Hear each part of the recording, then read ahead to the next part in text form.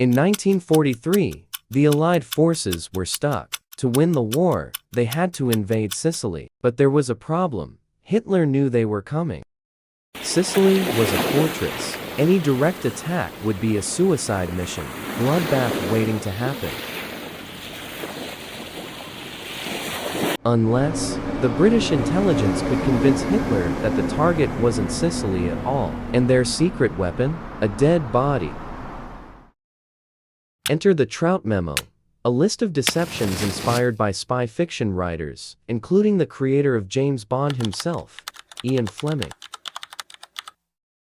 Intelligence officers Ewan Montague and Charles Cholmondeley needed a body. Not just any body, but someone who looked like an officer and wouldn't be missed. They found Glinder Michael, a homeless man in London who had tragically died from ingesting rat poison. In death, he was about to become a hero. They transformed Glinder Michael into Major William Martin. But a uniform wasn't enough. To fool the Nazis, he needed a life. They created a fake identity with obsessive detail. A girlfriend named Pam, love letters, unpaid bills, even ticket stubs. They wanted the Germans to believe this was a real man with a broken heart and a careless attitude.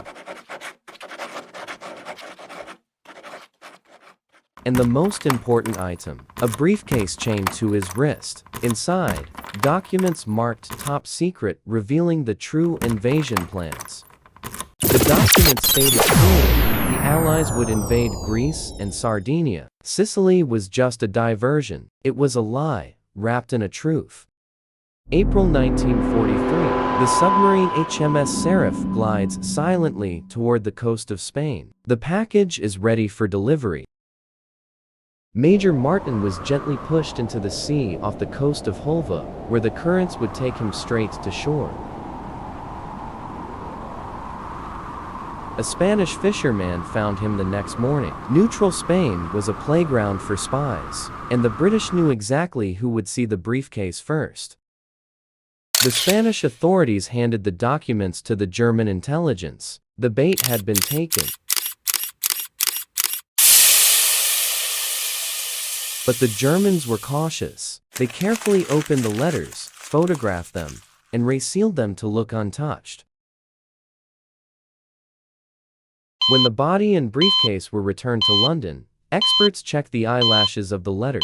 Yes, the Germans had read them. A message was sent to Winston Churchill, mincemeat swallowed whole. The deception was a success. The information reached Berlin. Hitler was convinced. He ordered divisions of tanks and troops to move immediately to Greece. Crucial panzer divisions, torpedo boats, and fighters were diverted away from Sicily. They left the back door wide open. July 10, 1943, the Allies launched the real invasion of Sicily. They expected a slaughter. Instead, the Prince scattered resistance. The heavy German defenses were hundreds of miles away, guarding positions in Greece. It was a masterclass in deception. By the time Hitler realized his mistake, it was too late. Sicily had fallen.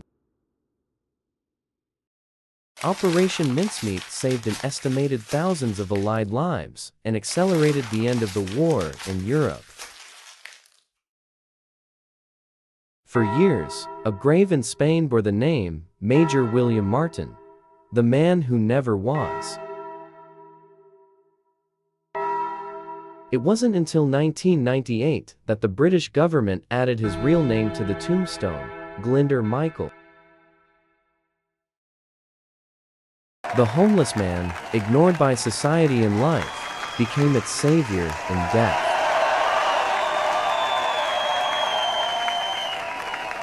Sometimes, the biggest impacts come from the unlikeliest of heroes.